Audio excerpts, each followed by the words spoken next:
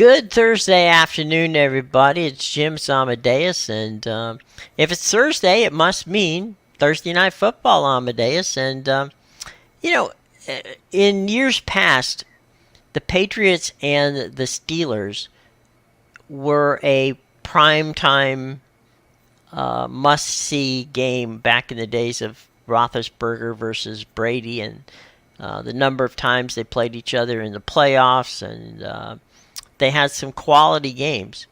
That's not going to be the case tonight.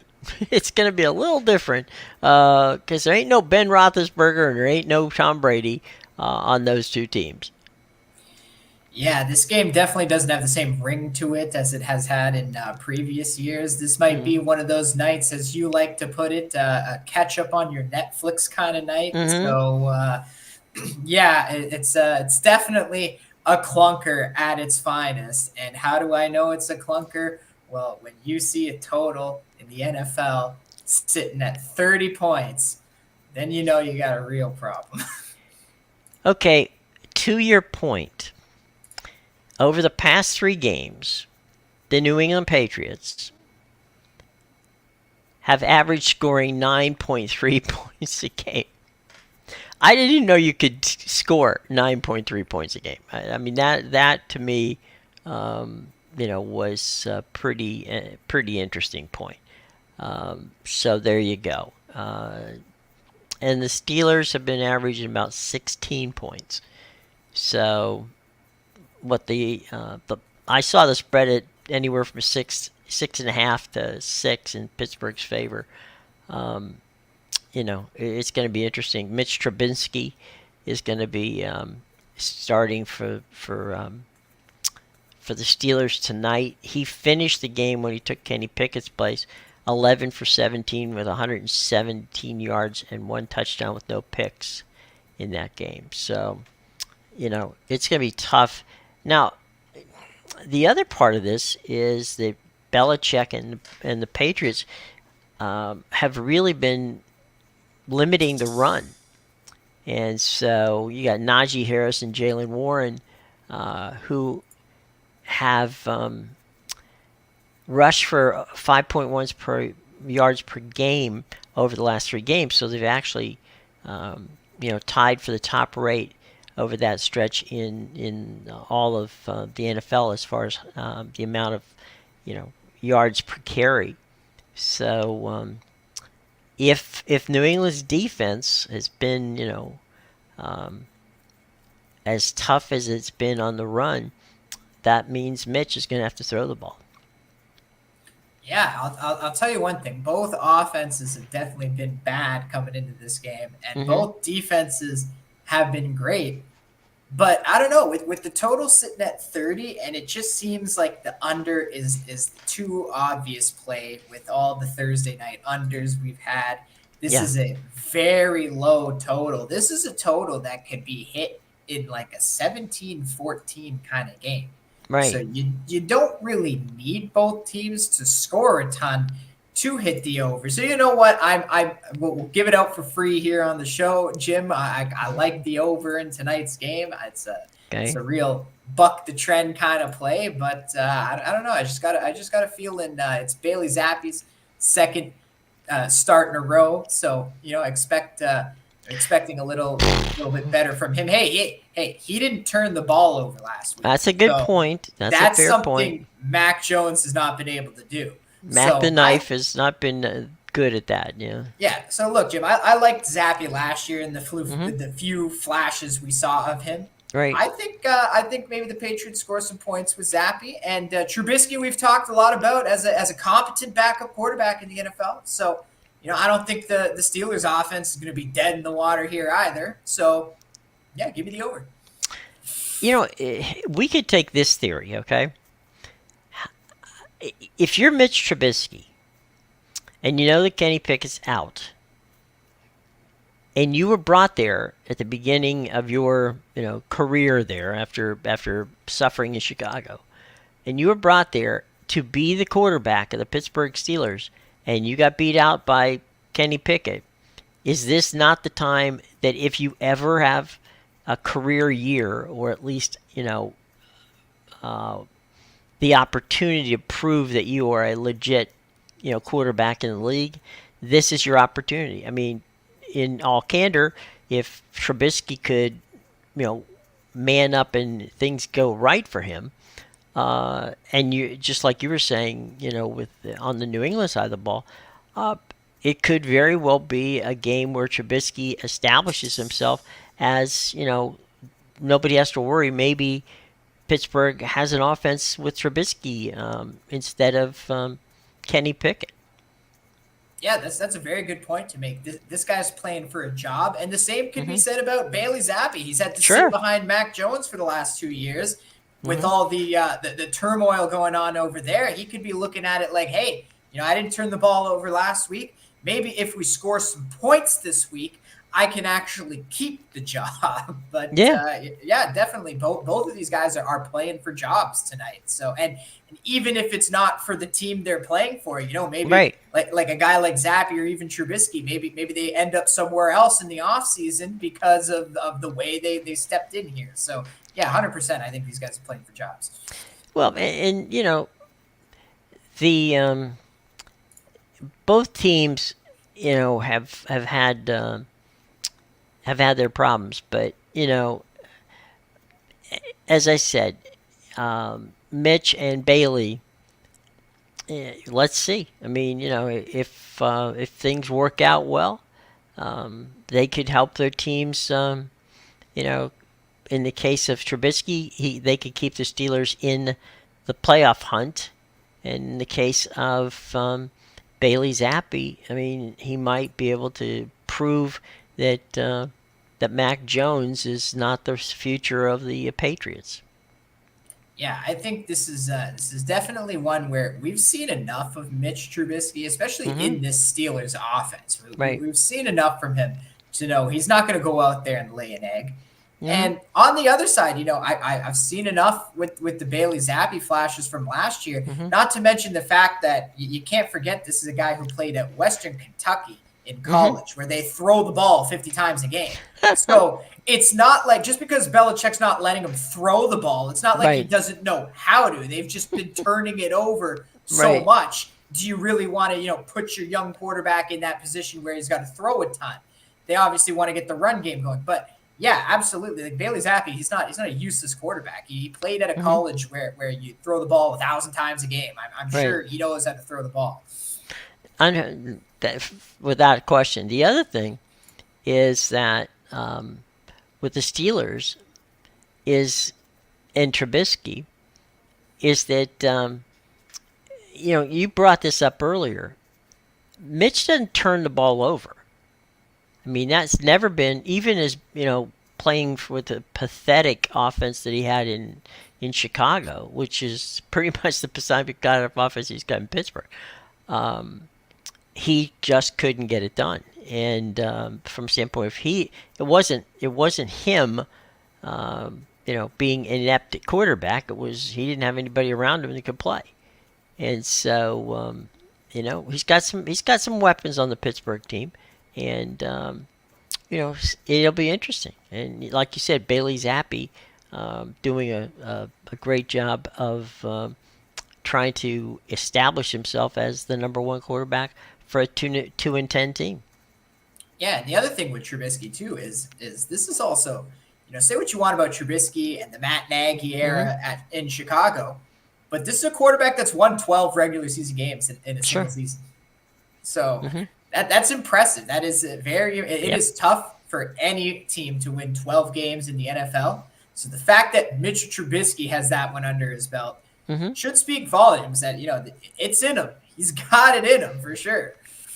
Well, I think um, what Mike Tomlin likes about him is that he's a quality guy who can make the throws, so he can make all the throws, but he also understands how to game manage. So you can throw things at him, and meaning he can walk up to the line of scrimmage, see a defense, and know automatically if he needs to switch out of the play that they've given him, or if the play that they've given him, will work or not. So he's had enough years in the NFL to know what defenses look like. You're not going to trick him. He's going to be able to figure it out. So I think that also is going to be helpful for him tonight. Yeah, 100%. Because Belichick likes to play games. I mean, that's just he plays head games with quarterbacks, and I think that plus Najee Harris can catch.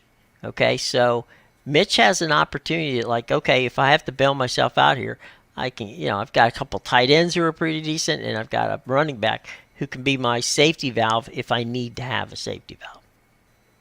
Yeah, definitely. So I see some scoring tonight for sure. Okay. I think you can watch your Netflix, but we might have some points. Don't let the total fool you. We might have some points. Stay near your phone. Yes. It could be an interesting evening. But Pittsburgh is 7-5, and New England, as I said, is 2-10. And if you're a Steeler fan, you want to see this. They come out of this with something that looks like a quality win and bumps that up to 8 wins and 5 losses and keeps them at least in the hunt. In the division. It's going to be tough to catch the Ravens, but the Steelers and the Ravens have had these kind of battles before, so it'll be an interesting game tonight, no doubt about it. So, Patriots and the Steelers, and you got a free pick from Amadeus, who said take the over. So there you go. That's what you should be doing, taking the over. All right. So baseball's winter meetings came and went in Nashville. Yesterday, the blockbuster trade, and that was Juan Soto to the New York Yankees in exchange for a series of young players, which included the Yankees' number one pitching prospect, and I think that would be. It's going to be pretty interesting to see how that plays out for them, and it's going to be fun for Yankee fans to see Judge and Soto in the same lineup, and Soto with that short left field porch at Yankee Stadium, that might just be a true match made in heaven in that regard. Now, to me, the steal in this deal was Trent Grisham. He's the center fielder. Yesterday, you and I had a conversation about, all right, fine, trade for Juan Soto, but who's going to play center field? Answer is Trent Grisham, because that's what they did. They traded for 2 outfielders, and they got in return Michael King, who is he's basically he's a starter for San Diego, but he's not. He's like a number 4, number 5. He's a young kid, and they've got him probably for a depth of arms. They got Johnny Brito, and the top prospect is Drew Thorpe. Drew is the person they added to the list, and my guess is the reason they did that is to get Trent Grisham. Yeah, this was something we touched on yesterday. I said that it looked like it was going to be the Yankees who get him, and sure enough, here we are. The Yankees got him. But yeah, you brought up that great point about the center fielder, and they must have been watching the show, Jim, because they answered that question too. So yeah, I did see a headline on ESPN about the Padres winning the trade, but I don't know if they necessarily won the trade. Like the Yankees, they don't really care about their farm system. It has seemed like that for years. So like, do you really want to call losing Drew Thorpe and Johnny Brito a win for the Padres when they just lost the guy who has the potential to be one of the best offensive players in the league, as well as a position player that the Yankees desperately needed? Right. I mean, his batting average last year, we're talking about Trent Grisham now, his batting average was 198. He had 13 home runs and 83 hits, but they're not getting him for. They don't need him to hit. That's, we were talking about Michael Taylor and some other people who could potentially have been, on the radar there. Grisham is there because he's got a good glove. They can score all the points they need to score without having, without having a center fielder that's going to hit. So that's defensively they took care of it. If he hits for them, great. If he doesn't, then they don't need it. But and again, remember they're also on the Yamamoto deal. So they're as you said earlier, they're not finished yet, and I don't think they are. And I think Yamamoto now becomes a key player in their hunt in the off season. So there's that way. Now we know about the fact that creative artists did not make a deal in Nashville to trade. I'm sorry, not to trade, to sign.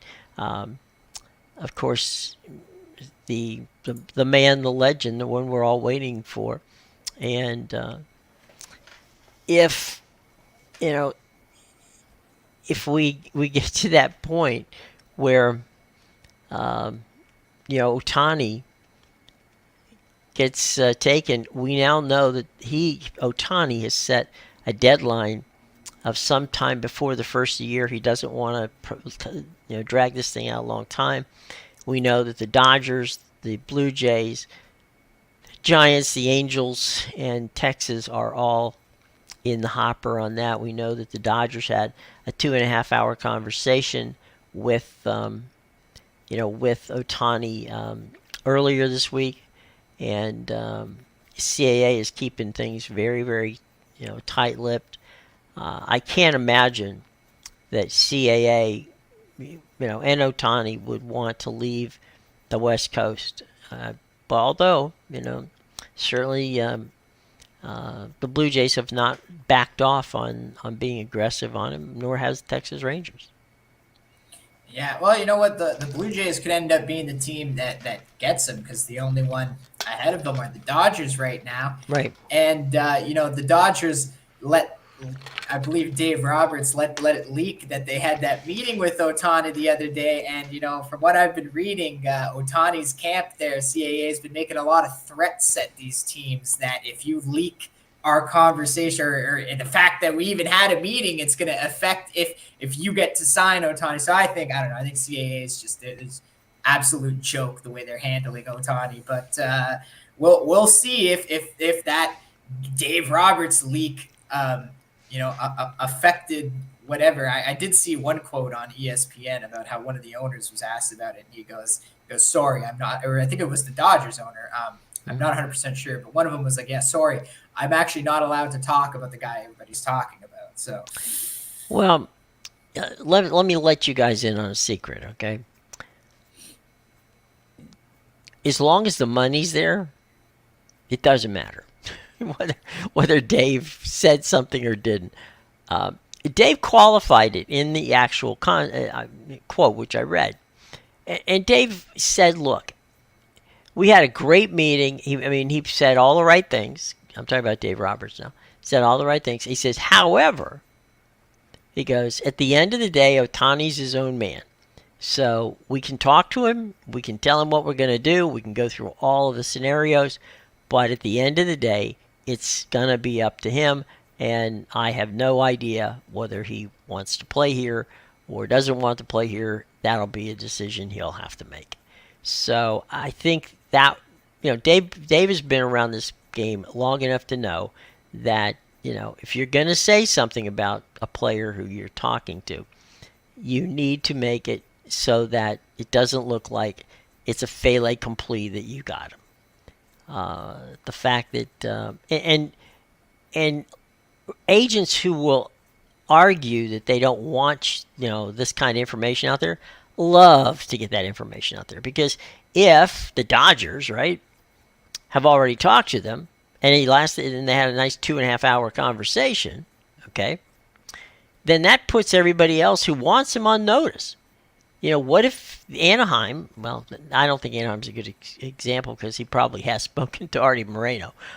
So we'll leave them on the side. But if you're the Giants or the Rangers or the Blue Jays, and you haven't spoken to him, then you're going to panic a little bit, and that may bump the price a bit. It may cost the Dodgers some money if that's the case. But at the end of the day, I think that Otani is going. He's that one of those rare situations where he's going to go where it's comfortable for him. I'm not so sure that the money is going to be as important as the fit to him. Yeah, definitely. I agree with you. I think he's going to do whatever's best for him. He's going to get a ton no matter Yeah, what the number is, right? it's I life think changing money regardless of who gets it to you. yeah, I think after 400 million, like Yeah, whether it's 490 or 430, right. like that becomes a lot lesser It at all that becomes point. relative at that point. Yeah, Yeah. I remember going to the winter meetings, one of the few early winter meetings I'd ever attended, and it actually was when Pete Rose signed his deal with the Phillies.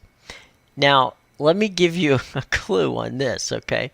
That was back in the late 1970s, maybe early 80s, something like that. Um, and Pete signed. He turned down the number.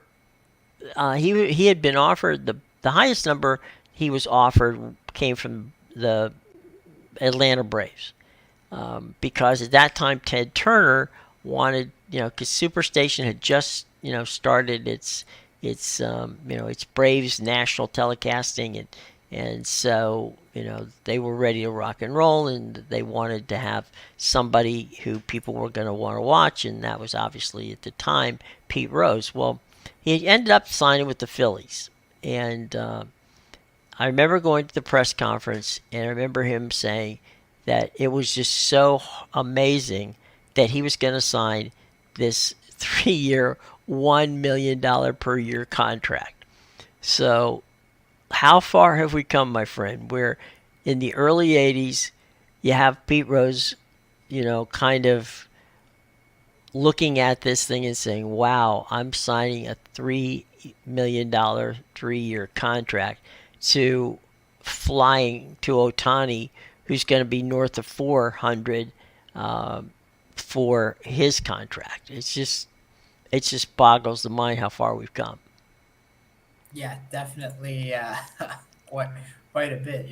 3 million to 300 million. So 3 million right now wouldn't even get you a bench player. yeah, pretty much, right? The So, rookie contract is what, half a million? So well, if the rookie contract is a half a million, but remember that you're allowed to receive a bonus.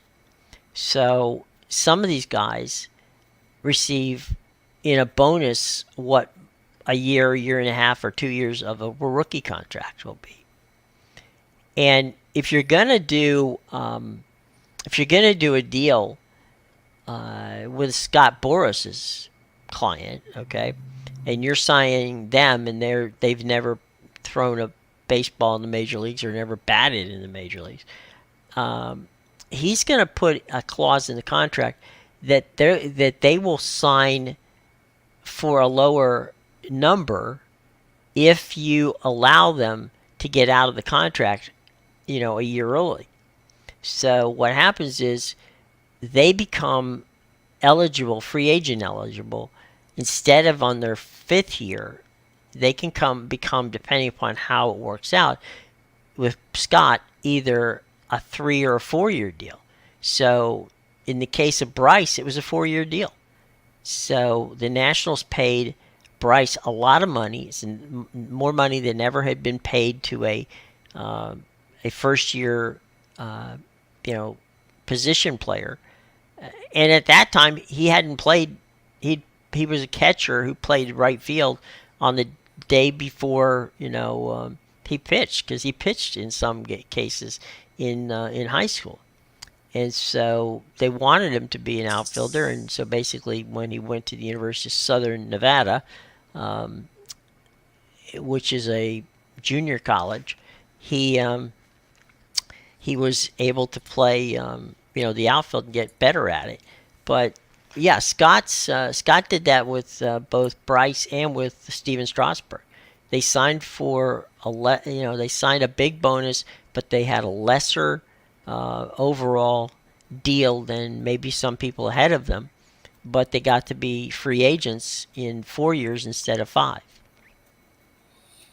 Yeah, well, that's good. I didn't know about those little extra getting out an extra year early there. But yeah, so there you go. The rookie contract though is roughly around what half Yeah. of what Pete Rose's contract would have been. Yep, pretty much. So And then you become arbitration eligible in your third year.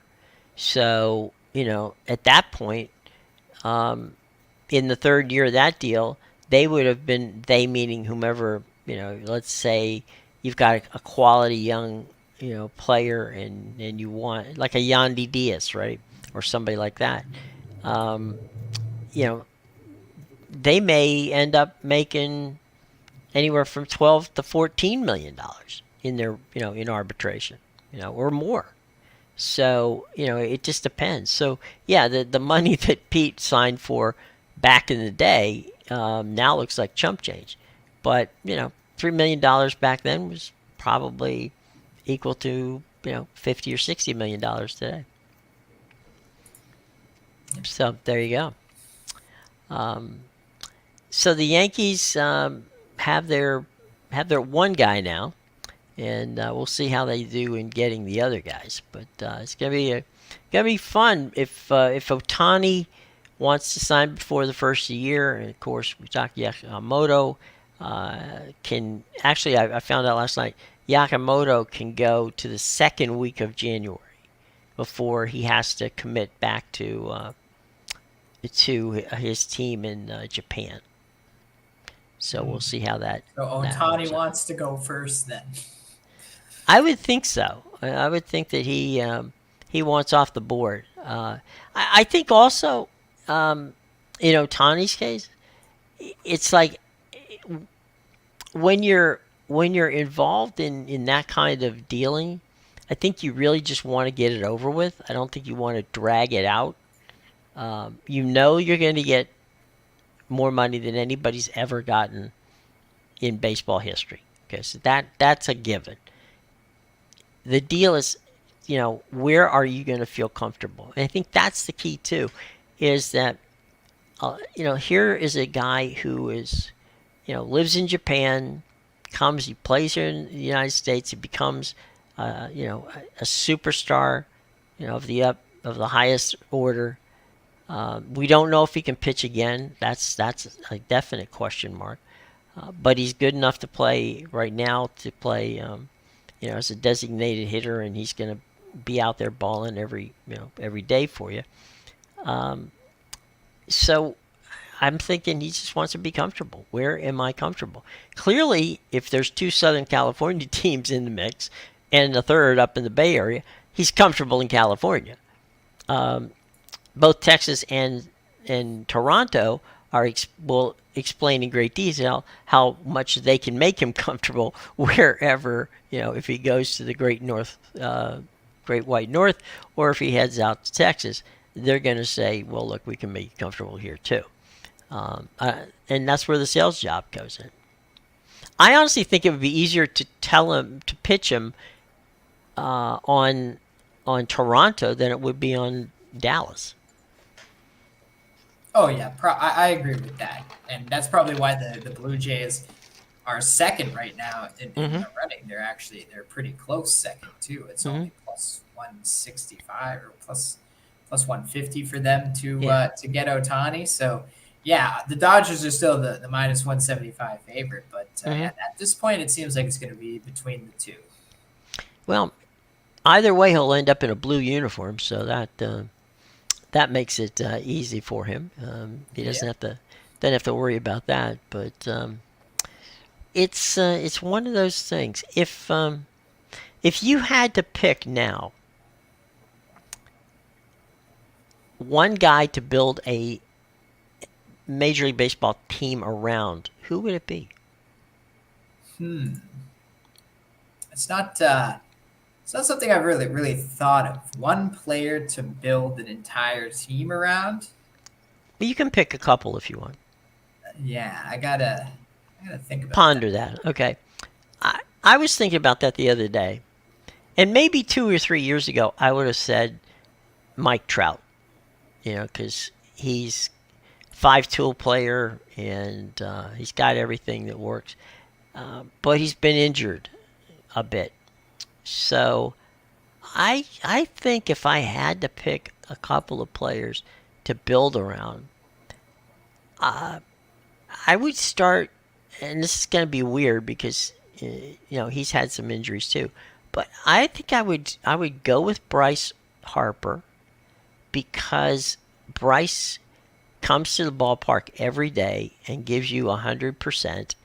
And, whether he's feeling well or not, he's always there. And he's also become, and this one, Jason Worth helped him a lot in this, he became a really good clubhouse guy. So I think I would go with him.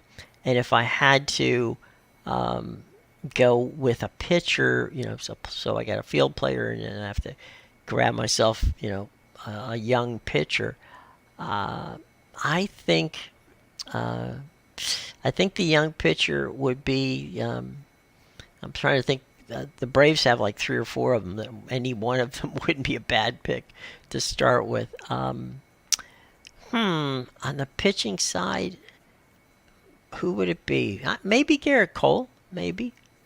I mean, he's still got years on that arm. So, yeah, I guess I would. That puts me 90 miles away from each other. You have Philly and New York, so I would get Cole from the Yankees and Bryce from the Phillies.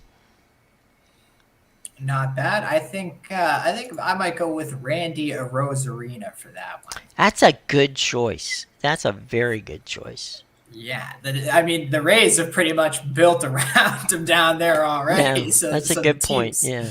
The team's already in place with guys like Wander Franco, a few of the other. They got some veterans mixed in there as well. So yeah, I think mainly because I want, if I'm going to build a team around a guy, I want him to be young but already have some Pop, experience in the league. And yeah, he's a very electric player. So definitely, oh, he's fun. He's fun to watch. You're going to get tons of years, I think, still out of him. Now, on the pitching side, yeah, I was thinking maybe, I'm blanking on his name right now, the Braves pitcher, Spencer. Oh, the guy with the mustache. Yeah, he had that nasty arm, too. Yeah, yeah. I know exactly who you're talking about. Yeah, I'm just blanking because like the reason, one of the reasons. Remember when I said one of the Yankees, one of the Braves pitchers. I was trying to think of the guy's name. I'm thinking, damn, I can't remember. Yeah, so I figured, all right, if I can't remember that, I know Garrett Cole. So yeah, I know who you're talking about, and he would be there. He would be there without any problem. So. Strider, that's it. Strider, yeah. I mean, Spencer Strider.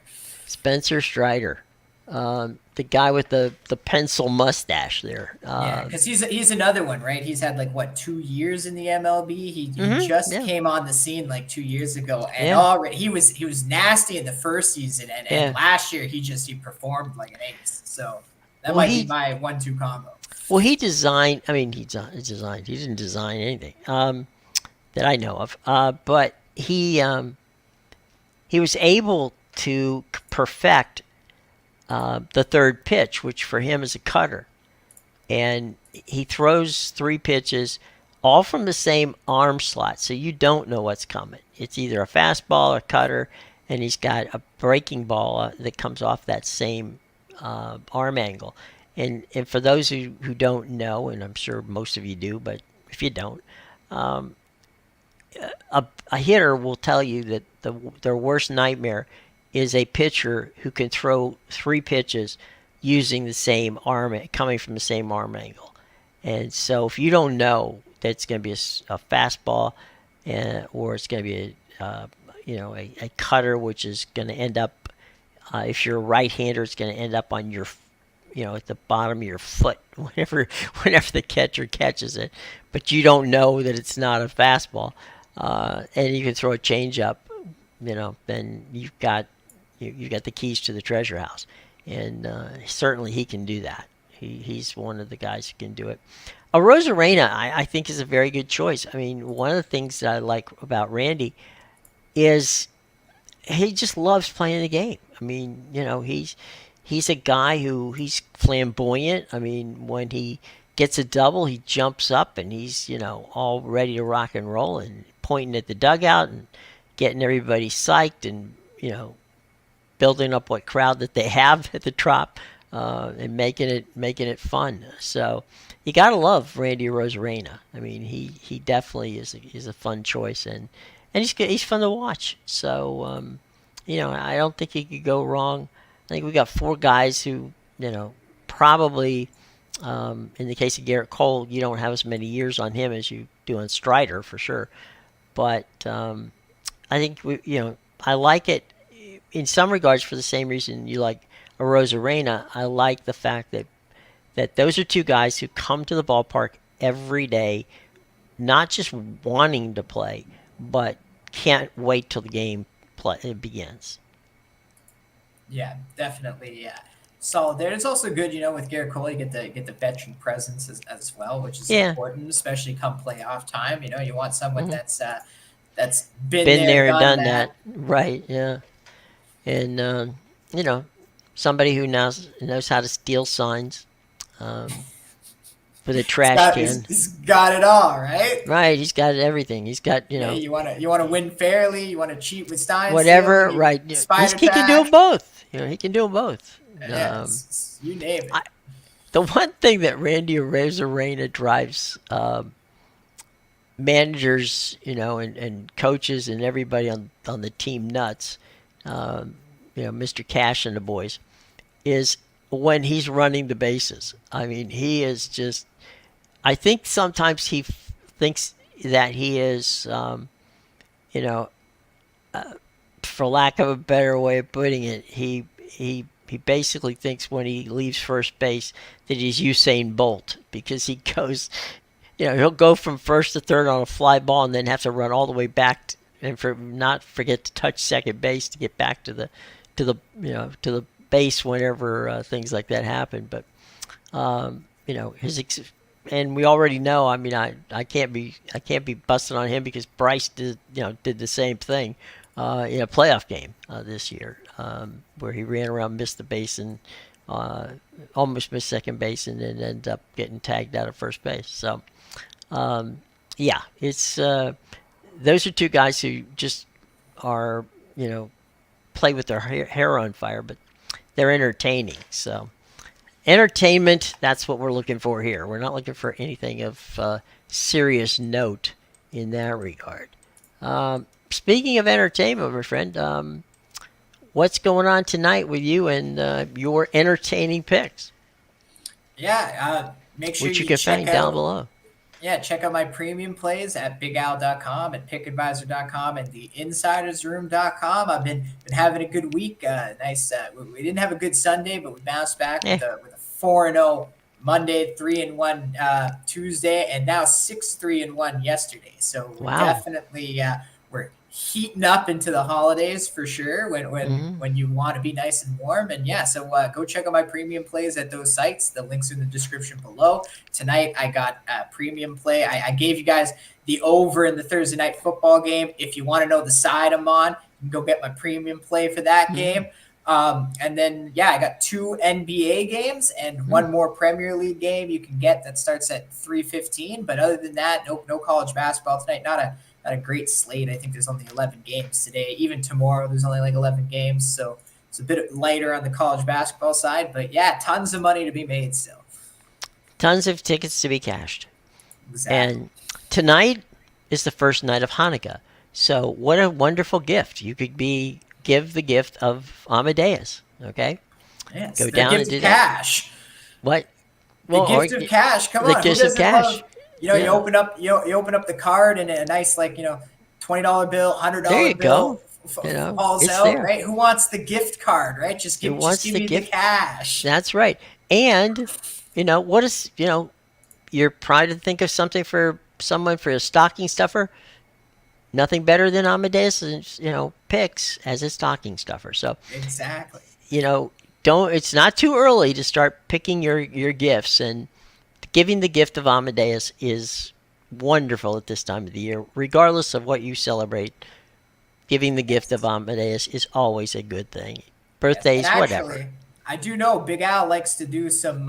He likes to do some discounts on subscriptions and stuff around the Hmm. holidays. It's not Oh just my. not Okay. just this one. He does it for other holidays as well. But yeah, keep an eye on Big Al's site because you might see like a little buy 1 month get 1 month free kind of thing There with you the go. subscriptions. So yeah, I gotta keep an eye out for that. I haven't seen anything yet, but I'm sure there'll be some deals coming up. Well, and think about it, right? I mean, how much you know, December is always packed because you've got all the bowl games, you got the NBA going, you got the NHL going, you got, soccer going, you got all this stuff going, having a good time with it.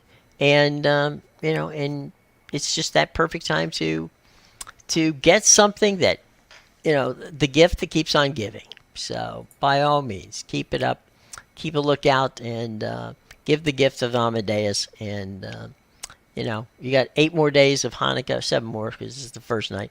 So 7 more days of Hanukkah after tonight, and Christmas is on the way, and there's Kwanzaa, and I'm sure Festivus, which we've all talked about. So it's all good to go. And you know, when you care to give the very best, you got it right there. Okay. All right, everybody. We will see you tomorrow. One thing we can bank on is that there's no Pac-12 After Dark on Friday this week. That one was played last week, so we'll take a look tomorrow at what is going to be a very, very busy NFL weekend. And I'm sure the Premier League is going to be hot and heavy, and there's going to be other leagues on the soccer side that we can touch on as well. So it's not that we won't have something to talk about, boys and girls. So join us tomorrow, and thanks for being here today. I'm Jim. He's Amadeus. Don't forget the gift. We greatly appreciate it. Take care.